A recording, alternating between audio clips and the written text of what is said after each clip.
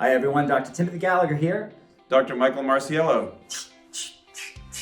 Are you trying to be hip? Yeah, we've seen a lot of hips this week, haven't we? We have seen a lot of hips, and in fact, in combination with lower back pain, it's really often confusing where the pain is coming from for our patients. Is it really from the hip, or is it coming from their back? Yeah, and the hip can be really challenging, in terms of diagnosing and actually coming up with a good treatment plan. What makes the hip so challenging? It really is different.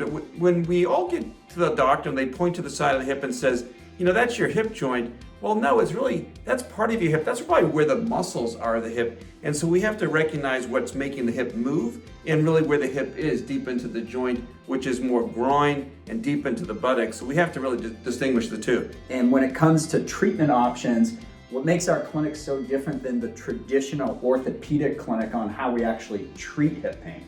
Yeah, there's no question. Someone goes to the doctor, they get poked in the side and says, oh, you got bursitis. Let me just immediately grab the cortisone. And they immediately want to get an injection, but that's really not going to help you. Right, and it can cause more damage long term.